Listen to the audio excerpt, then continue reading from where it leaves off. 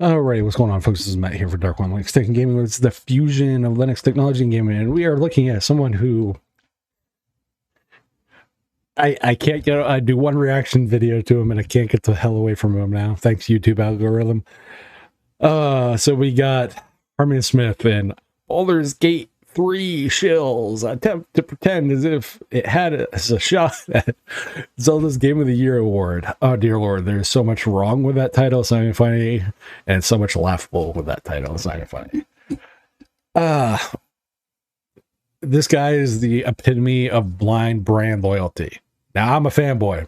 Will admit my fanboyism for things like Linux, things like Steam Deck and Valve. But blind brand loyalty is not something I do, because even being a fanboy of those two things I already mentioned, I still recognize their issues and weaknesses, and I fully admit those weaknesses and issues. Because like right now, I have a Xbox Series X, Switch, PS5, PS3, Wii U, Steam Deck. I've run and got a Windows system. I've run Mac, and I've run everything under the sun. These are for-profit companies. So these are for-profit companies. You screw me over is when I'll give a crap and never give you my business again, because I expect customer service or a good product. That's the difference. That's until you do that, you will have the option and opportunity to have my business and separate me from my money. Until then, you got to work for it too. So this guy is the epitome of that, but let's get into why he thinks, what he, I guess, might think in between his, wherever his Nintendo branded brain would go. And Noma's gonna make it happen. Wild the fans with a single game. This is one E3 victory that Sony ponies can't claim. What a complete joke. What should have been like kind of a glorious moment for Nintendo. You know, the release of Tears of the Kingdom, the objective Game of the Year 2023, has been straight up damage controlled to high heaven all year long, since May. Like, pre-release, we had to, like, do this thing where, like, oh, Tears of the Kingdom, that's not going to sell well, that's going to be a rehash. They had to delay it because they were scared of Elden Ring. Like, you know, there are so many better games coming out. Games like Forspoken, Final Fantasy 16, Starfield, Armored Core 6. Like, there were so many people talking so much trash about Tears of the Kingdom. And then the game comes out and it like kind of blows everyone's expectations out of the water. It's like one of the best games ever made and improves on a lot of aspects of Breath of the Wild, and it's a real innovator. It is something that like people don't get very often, like a genuinely good video game. And of course, as always when this happens, we had to see the damage control. You know, people trying to like downplay the game, saying it's going to be forgotten, saying it's not all that great. It's not an innovator. It's overrated. That it's just a rehash of the original. Like, they're doing everything they possibly can to downplay Tears of the Kingdom. However, over the past couple of months, the games that have come out since then, games like Diablo 4, Street Fighter 6, what else has come out? Like, there have been, like, a handful of releases that have come out and have just been, like, completely stomped by Tears of the Kingdom, right? 18.5 million units sold, right? In, like, less than 2 months. It has been phenomenally successful. It's well on its way to outselling Elden Ring, and it will go on, I think, to be a fan favorite for a lot of people. I, personally, see it as, like, probably one of my favorite Zelda games ever. Purely. Okay, I give you some time to talk. So I'll try to do these in order, whether or not my brain can remember that level of dumb in a row. First off, the singing. Holy fuck, was that terrible.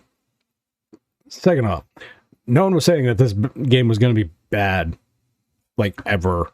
If Nintendo's for profit, that's all they give a shit about. They wanted to separate you from your money. It's a for profit company. Totally get that. you're too stupid to realize that if these games, the Zelda games, did not fucking make them money, they wouldn't be fucking making them. It's that simple. So realistically, why do you think they continuously rehash and revamp and HD remake and blah, blah, blah, blah, all the other Zelda games? Because they sell money. That's why. So, yeah, as far as being scared of Elden Ring, why would fucking Nintendo give a shit? The game's on their own hardware. Most people who buy Nintendo games or Nintendo branded shit are only looking for the exclusive. I don't play multi-plat games on the Switch. Fuck no. I have multi-platform games. The experience is generically, not always, less than ideal. So, yeah, they're going to buy if you're a Nintendo fan or a Nintendo person, you're going to buy a Nintendo product because it's Nintendo.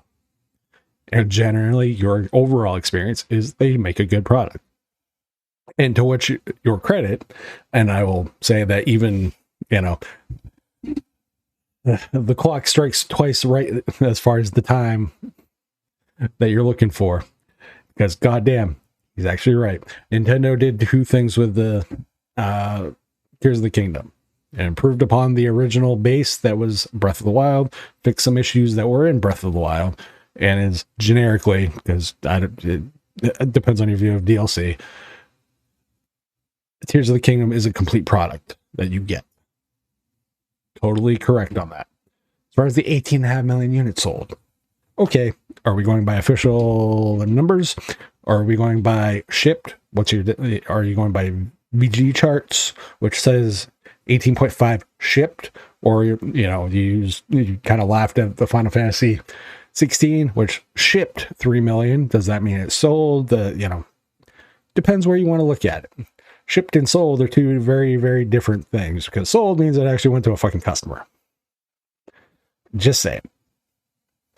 And the attach rate for the Switch for Tears of the Kingdom, even if you're giving it the 18.5, is somewhere roughly about 15%, which is a really good attach rate for a console that has 130, 40, 50 million units wherever it's currently sitting the last time I checked.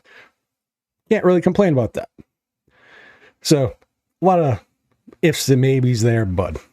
As far as, I will be the first to say, I don't like Zelda games. I think they're personally garbage. But that's because, for me, it's not from a gameplay perspective. It's not anything to do with from the gameplay perspective. It's from, I don't like how they tell a story, and I just don't like especially the new ones, I don't like the specific character design of the world and all that. It's just not me. And I'm somebody who likes anime games, but the way they do cell shading is just not for me from an artistically designed point of view. And the way they tell the story, not my thing. So totally subjective on that one. But we'll get into what else he has to say. Purely because of just how unexpectedly great it was. It really did surprise me, and surprise me with how good it was. And this is a shoe-in for Game of the Year, obviously. But right now, and if that, as far as Game of the Year, are we talking industry whole? Are we talking, industry consensus and all that crap? And I use the term industry very loosely because most of them are a bunch of hacks. Are we talking industry consensus as far as publications and all that crap? Are we talking specifically individuals and influencers and everything else? Are we talking, Metacritic and Open Critic scores? How do you want to determine Open the Year? We were talking Game Awards. It's all fucking subjective on that. Because personally, not Game of the Year anywhere close in my book for me, but I can see why it would be for others. And that's the difference. I'm able to make that distinction. You're too stupid to fucking actually make a distinction, because a line is not something you can actually probably draw, let alone see. we're in this kind of situation where there are a handful of people coming out trying to say that it has competition. Now, there are a lot of examples of this. Like, I've seen people like throw out Hogwarts Legacy as an example of it. I believe it's the only AAA game that's outsold Zelda so far this year, but only because of the license. I've seen people throw out Diablo 4. I've seen people throw out like Starfield, which is laughable to me. Starfield isn't going to do shit. Alan Wake 2 is coming out. Like, there are all these games that are like that people are just trying desperately to pretend can contend for Game of the Year, and it's really not even close. And everyone knows it's not even close. But as it so happens, like a lot of people are just obsessed over the idea of like not allowing Nintendo to win Game of the Year, right? We saw this with 2020 with New Horizons, where Animal Crossing New Horizons, where like nobody was seriously pushing for that game to win Game of the Year, even though it totally should have. And we're seeing the same thing with Tears of the Kingdom. So much so that I really wonder if like the Game Awards, the Jeff Keighley's official Game Awards, which right now is like the official industry standard depiction of what like the of what Game of the Year is. Like, I really wonder if they're going to give it to Tears of the Kingdom or not. Or I wonder if they're going to try and, like, give it to some other project, right? Like, because there's nothing this year that seems like it can compete with it, right? Like, if they try to give it to Hogwarts Legacy, that would be unbelievably based. I honestly would prefer them to try to give it to Hogwarts Legacy because, first of all, that would showcase the Game Awards is unreliable and should not be trusted. And second of all, like it would make the Troon seethe, right? So I personally would prefer Hogwarts Legacy to win like Game of the Year officially by most of these outlets purely for political reasons. But like when it comes to like my actual opinion, yeah, Tears of the Kingdom stomps that.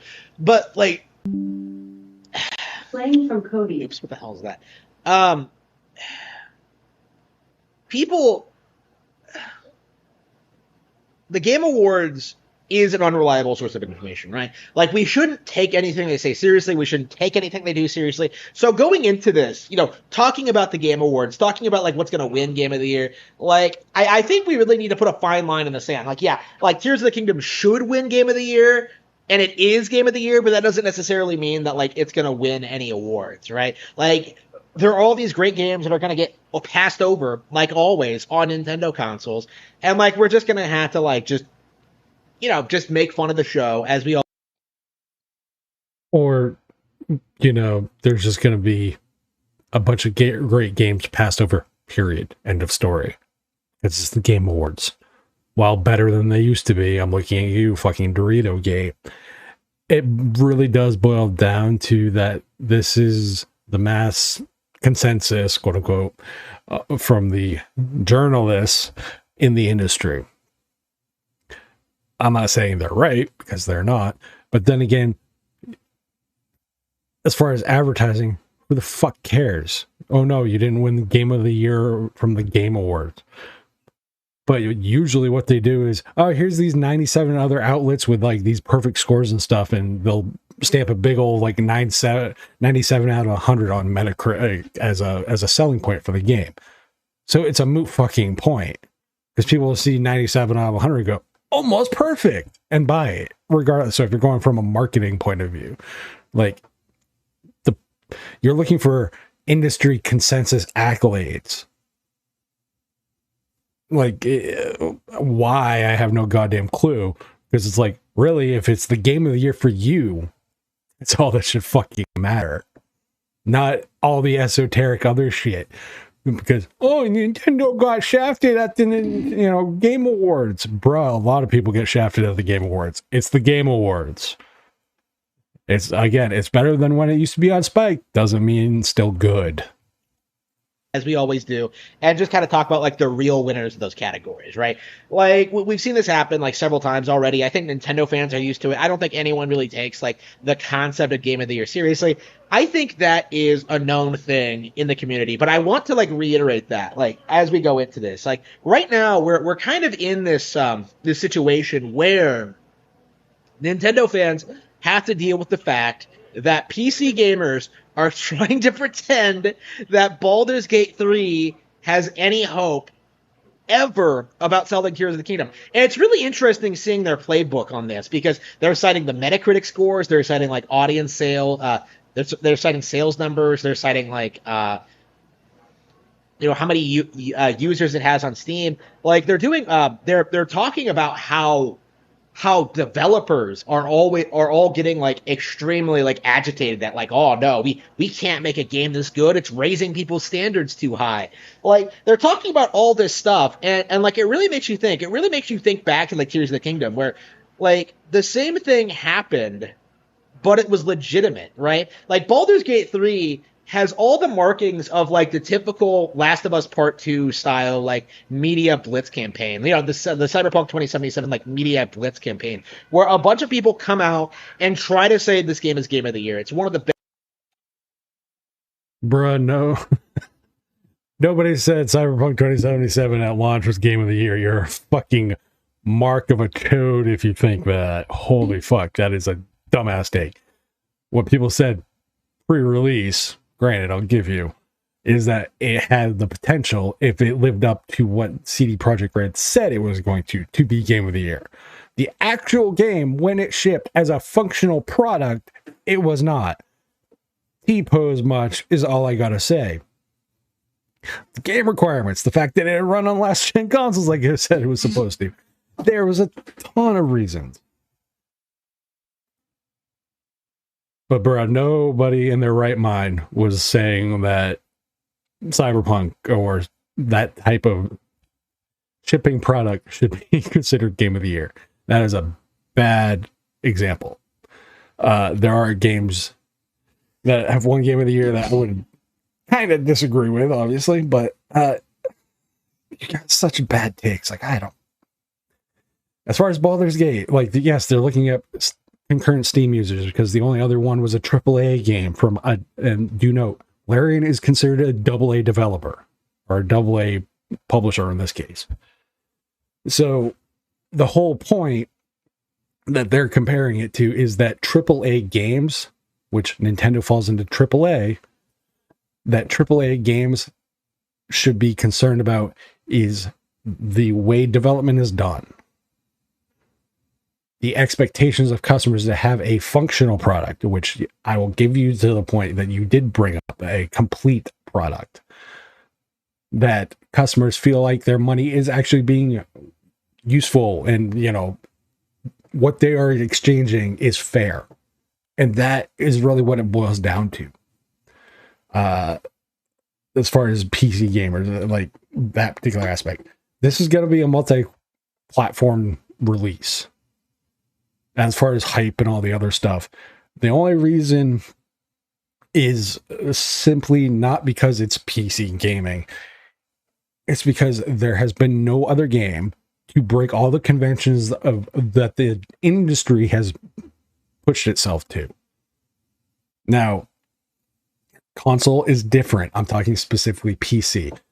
Always online, you know, it's looter shooters and all the other nonsense that you typically hear about. Oh, these are the only games that sell. This game breaks that convention on PC specifically, and it shows that the industry has to do better by offering a different style of game, and that not everything needs to be games as a service and a fucking live service and online and a blah blah blah, all the other bullshit that we normally get.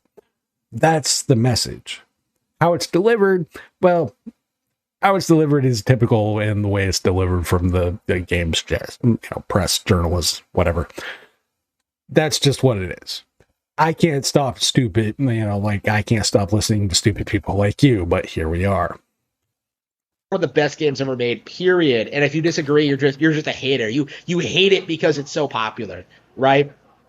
Like, if The Last of Us Part 2 had not been leaked ahead of time and we knew about what Naughty Dog was trying to pull, what Neil Druckmann was doing, how the gaming media was going to spider in this, like, it was. As far as The Last of Us Part 2, I don't hate the gameplay. I hate the game story. I don't hate Abby. I hate that they don't know how to write a character. What do I mean? See golf club equals Joel's skull. That's what I mean. A guy who will go through the entire first game saying, don't trust people, to willingly trusting people in 5 seconds. Relatively speaking, in game format.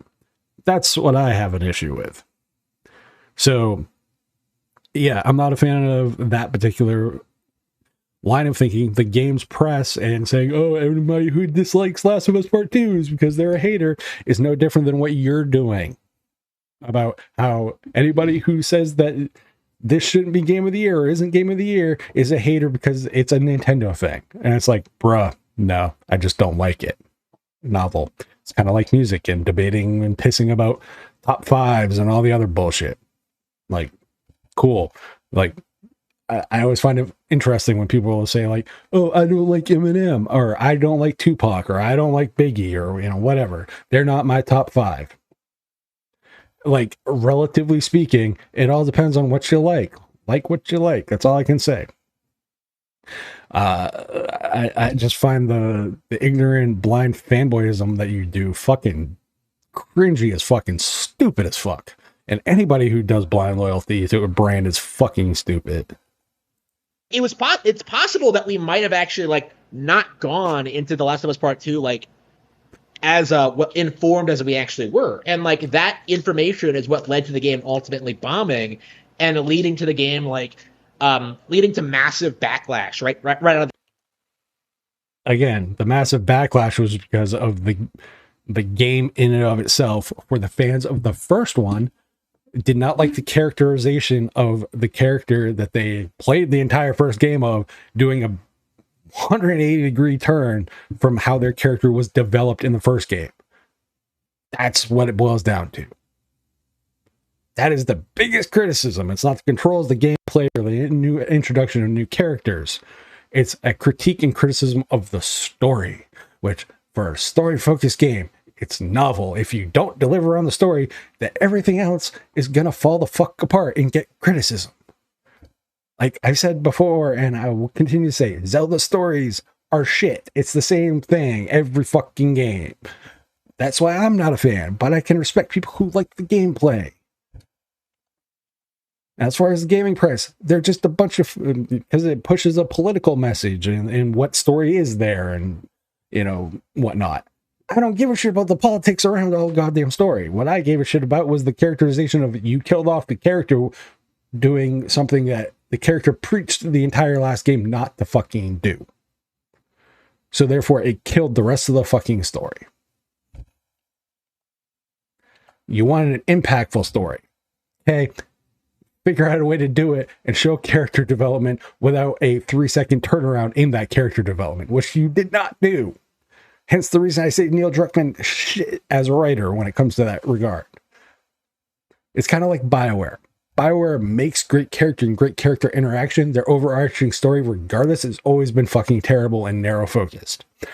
See the criticism of Mass Effect 3. You can look at the criticism of Mass Effect 2. Mass Effect 1 was open world but empty, and the choices kind of, they were there. But realistically, the criticism of any game is always going to be there, especially if you're looking at it from a story perspective. So the backlash, at least from everything I've seen and from my own personal take for Last of Us 2, is the kind of the same criticism I'd have on Tears of the Kingdom and generically most of Zelda games, is that the story elements and the story hooks, that the whole point of the motivating factor of being there, they fall apart, or they're just not that good to begin with. right out of the gate, like in spite of all damage control, in spite of all like the narrative pushing from the media. And like Baldur's Gate 3 is an interesting case where it's the same exact thing, right? You know, an extremely degenerate, like left-wing, like SJW product, you know, an extremely woke product that is being pushed by game journalists, right? I'm going to let Stupid finish his point, because if he's going where I think he's going, well, we'll go there. Like this is like the equivalent of Gone Home, you know, No Man's Sky, like No Man's Sky is a good example. Stuff like Braid, you know, stuff like, you know, Binding of Isaac, like, you know, absolute trash that's propped up by the industry for arbitrary reasons. Psychonauts 2, I think, is a really good example of a game that was like very heavily promoted, very, very well received by critics, but was just complete trash, like objectively. Baldur's Gate 3 is The Last of Us Part 2. The only difference here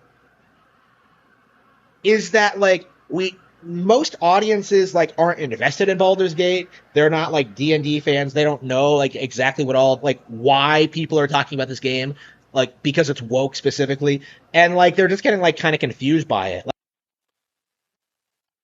So having played Baldur's Gate from beginning to end and calling it woke, I wouldn't go that far. There's pokes at kind of everything. To me, it reminds me of old kind of GTA because it allows you to kind of do everything. Good, bad, and different. It accommodates playstyle. Who would have fucking thought it? It accompanies your moral code as well. It is the epitome of the most video game functions of D&D that you can get without having to go any further. The morality choices are very gray. The game honestly reminds me more of Tyranny in its way it presents the story. Now, you can be a goody two-shoes all you want. Situations that you're still in are always bad. So I don't think there's a quote-unquote left-leaning woke ideology. The way the game press represents Baldur's Gate is a woke ideology and lean because that's the way they lean. I don't give a shit about the bear sex, basically. I give a shit about the hypocrisy that they're going to complain about, you know, an over-sexualized character or a character design or et cetera, with insert game here, Stellar Blade or any of that kind of stuff. But they won't complain about, you know, barehead or bestiality. That is just straight up hypocrisy.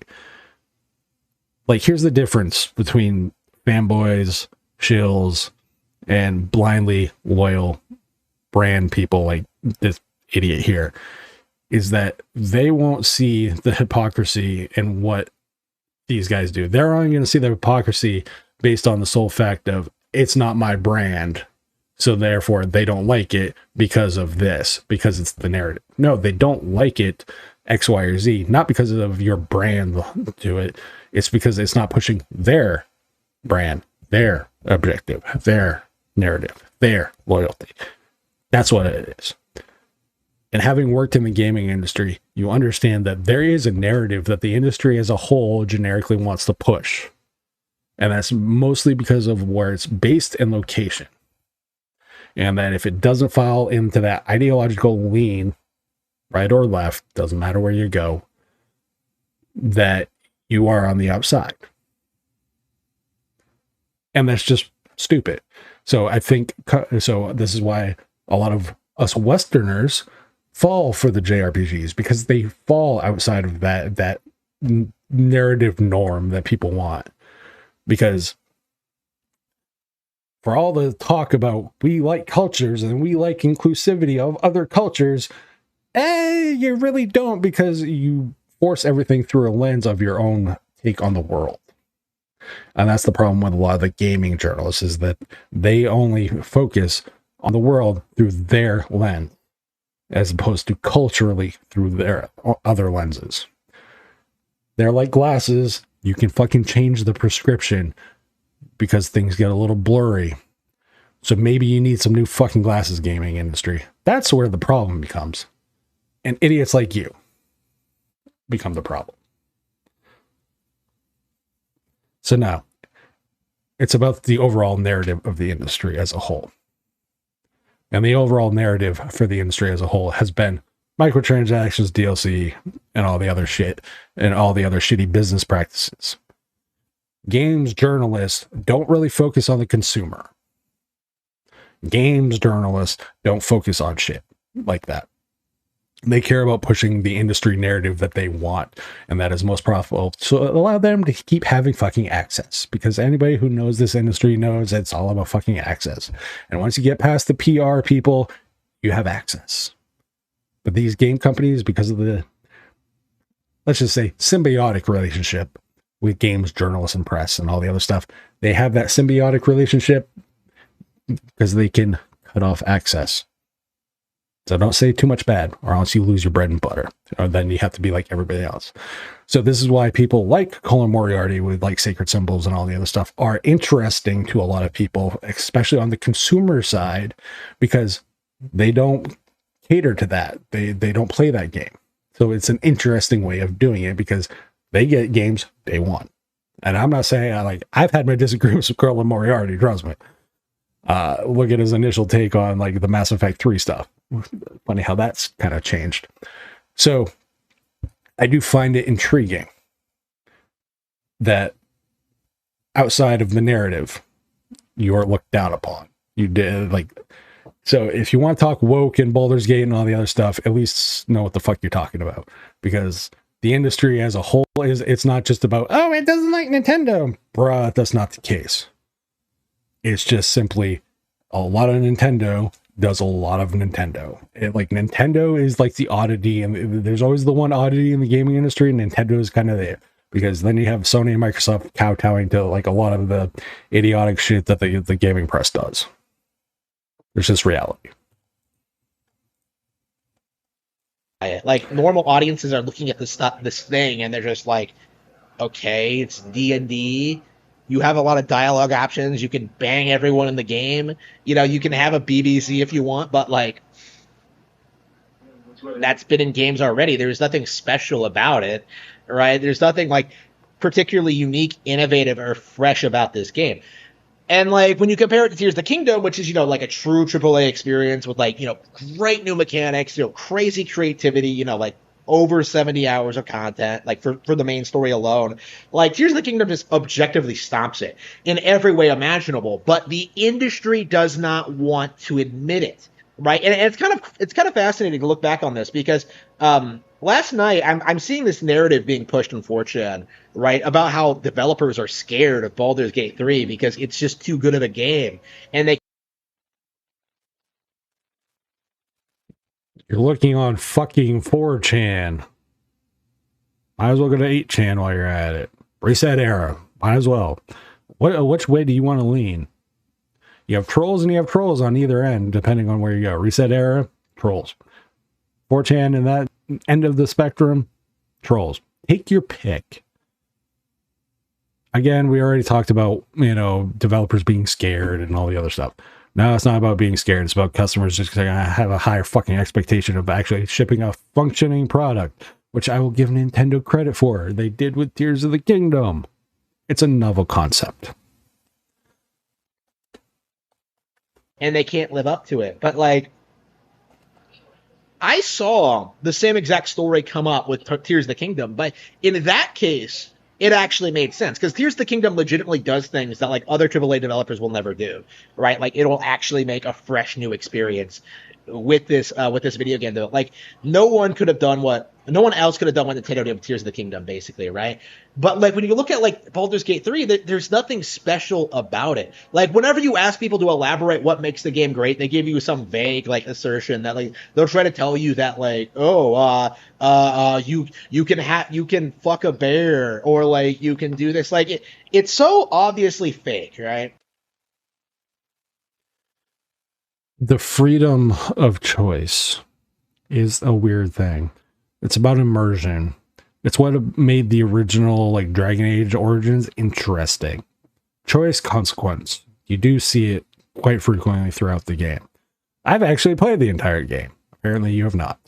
At least recording this video. But being the fanboy that you are, probably not, because that requires, you know, PC. So realistically, it's just you're commenting on ignorance. It is an experience in and of itself. That's all I can tell you. It makes D&D approachable to those that are interested in D&D. It makes it more gamified, quote unquote, as far as being able to digest the overall systems that are in D&D. Again, I don't view it as woke. It does have its problems. I'm looking at you, Act 3 specifically. Like, there's issues with it. I'm not, but it's software. I've come to expect that people will ship with fucking issues. pros and cons on everything, but content availability and what is there is far more than you would get generically, and this is why it's on everybody's list, than most PC games will give you at launch. That's it. And that level of freedom of choice, content availability on initial release, etc., is why it's raising the bar, specifically as it relates to PC gaming, where we do get constantly burned with shitty releases that probably shouldn't even be considered alpha sometimes. A lot of the early access titles like just get abandoned, etc. So like this is just a bunch of bullshit points that you're making at this point because you haven't tried it, played it, nor will, because you're too much of a shill and you have blind brand loyalty. Right. Very, very fake. Right. Just like it is just absurd how we have to keep going through this, like these motions every year, where like for a brief period of time, like the new hot game is like something that everyone's talking about, everyone's worshiping, and the thing that everyone's pretending is better than what Nintendo is doing, right? Like we go through this all the time. We had to go through this last year with Elden Ring, and it seems like history is repeating itself with Baldur's Gate 3. But unlike Elden Ring, which I think I like was able to at least trick people into buying it because, oh look, it's an open world game, like Skyrim.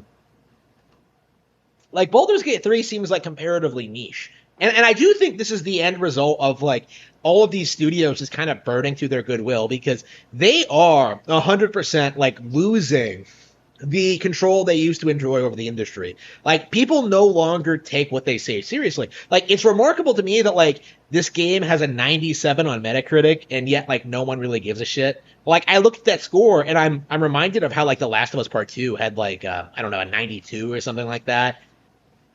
Like Metacritic has not been a reliable source, has not been considered a reliable source for like objective reviewing in a very long time. If anything, it's been seen as like the benchmark for like games that are pushed onto the consumer base, right?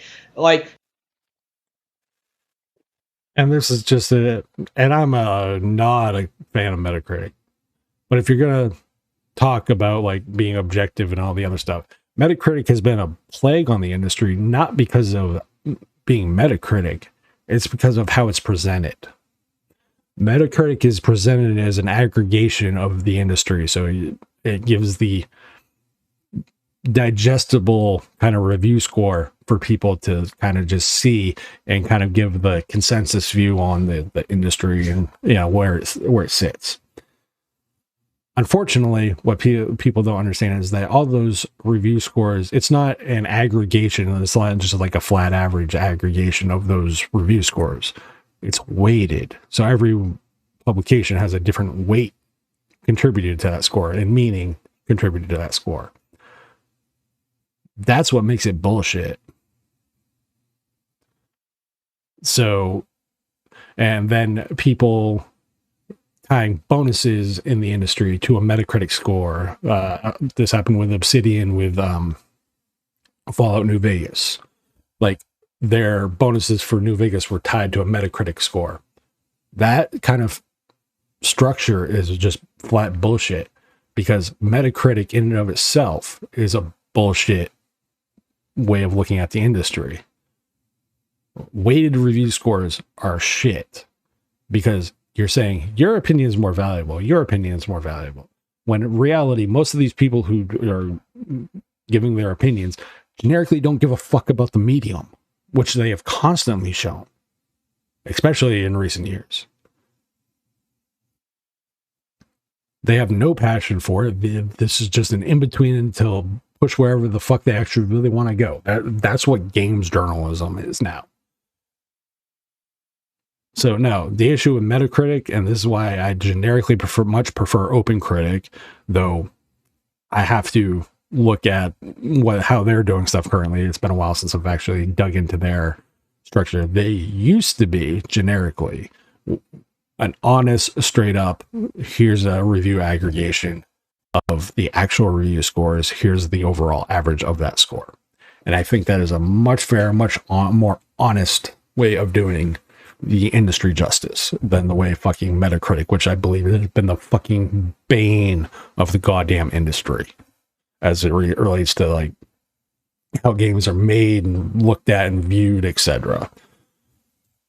Like kind of like, you know, the sales numbers things. You know, we're seeing something similar now with the Barbie movie, where they're trying to pretend this movie is like some massive like cultural phenomenon. You know, one of the best movies of the year when it clearly isn't. The industry is trying to push like these kind of woke products onto gamers, right? And this is just an example of it. This is just the industry like doing everything they possibly can to like try and sell you on a mediocre D&D game. And that's what it comes down to, is that like this genre, it doesn't seem like it's evolved at all. It doesn't seem like it's doing anything new, fresh, or exciting. And when you look at this game, when you're like... And again, spoken as someone who hasn't fucking played it. You're looking at it just from the outside and like what's been presented, I guess. And no, that's not the case. And like, I'm listening to people who actually have played the game, tried it. People, you know, you're looking for a more majority consensus than it's like, oh, it's not Nintendo, so I don't like it. And that's the problem I have with idiots like this, or it's not Nintendo, so I don't like it. Nintendo did it better. X did it better. Y did it better. That's fucking retarded. That's fucking stupid. Don't do that. That type of brand loyalty is just so dumb. When so many people are saying the same thing you are, that like this seems fake, it doesn't seem all that appealing, like I don't care if a lot of people like it, it's not for me. Like I think you really need to like reevaluate like your narrative, because Baldur's Gate 3 is not something that can compete with Tears of the Kingdom. I wouldn't even put it up against like a mid-range Nintendo property like Fire Emblem. Like, it is getting stomped into the dirt. It is going to be forgotten. And I think like when we see this game released on PS5, like we are going to see a lot more people become more openly critical of it and start addressing the problems more often, and like, you know, kind of just admitting to ourselves that the game is not as good as it's made out to be. Again, good, relative. I would say, honestly, legit, 100%, because I've played Engage, I've played Three Houses, I've played Baldur's Gate. In fact, I played Baldur's Gate 1, 2, and 3, and honestly, I will say Baldur's Gate is far more engaging than Fire Emblem Engage, ironically, was. And I would say it's probably on par for me as it relates to Nintendo properties. I would say I enjoyed it about as much as I enjoyed Three Houses, which I've played. So, and to completion. Fire Emblem and Engage, the story bits just don't connect. Like the character development, I don't care about being the Dragon King or whatever the fuck they're calling it again. It just doesn't matter to me. Like, that's just whatever. It is a very much short way of trying to connect to the audience. So no, I would compare realistically minus, and I can't say there aren't issues, because that's, if I reviewed Baldur's Gate for what it is currently in its current state, I would say the Act 3 is its biggest flaws, because from a performance perspective and from a just an overall, I don't want to say content perspective, but an overall like bugginess, performance issues, and that kind of stuff, like stability point of view, not hard crashes. So I'm just like stuff not always working, to, you know, bugs and all that stuff. But we accept games like fucking Redfall, which was buggy as fuck. We accept games that release like Cyberpunk 2077, which, to put it into perspective, the game that was released with 1.5 is what should have been released to the public. Just saying. So, again, this to me is just, it's blind brand loyalty, and it's fucking stupid. Like, I don't get why people do this. It's dumb. It's stupid. Don't do it. Am I a fan of Baldur's Gate 3?